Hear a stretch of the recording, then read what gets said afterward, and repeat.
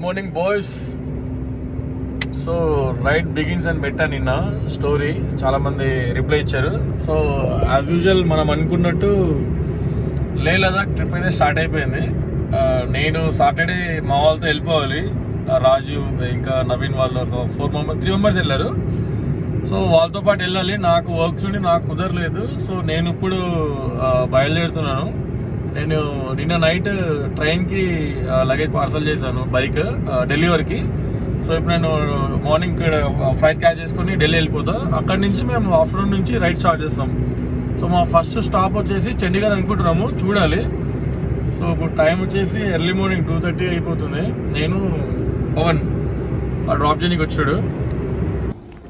గిజి యాత్ర వల్ల fast check in అయితే అయిపోయింది, కానీ హెల్మెట్ ఒకటి భయం ఉండే. సో వాళ్ళు హెల్మెట్ క్యారీ చేయొచ్చా లేదా అని హెల్మెట్ క్యారీ చేయమన్నారు. బోర్డింగ్ పాస్ వచ్చేసింది. చలో స్టార్ట్ అయిపోయాం.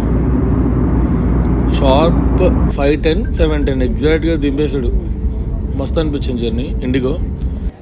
అలా ఢిల్లీ ఎయిర్పోర్ట్ ఎక్స్ప్లోర్ చేసి ఒక హాఫ్ అన్ అవర్ పైన మనం కార్యక్రమాలన్నీ కంప్లీట్ చేసేసుకొని బ్యాగ్ తీసుకొని నెక్స్ట్ మెట్రో తీసుకొని న్యూఢిల్లీ వెళ్ళి అక్కడి నుంచి నిజాముద్దీన్ వెళ్ళి బైక్ పిక్ చేసుకోవాలి. ఇది ప్లాన్.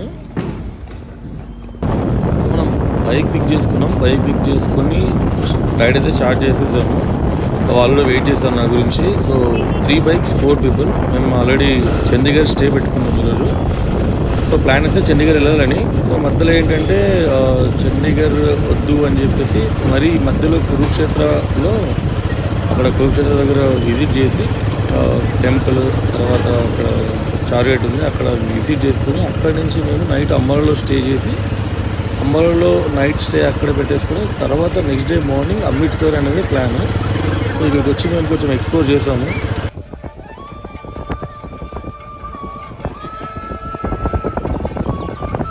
కురుక్షేత్రలో చూసేసుకొని అక్కడి నుంచి మేము అంబాలాలో నైట్ స్టే అయితే చేసాము. So next day morning Amritsar. ఇది డే 1.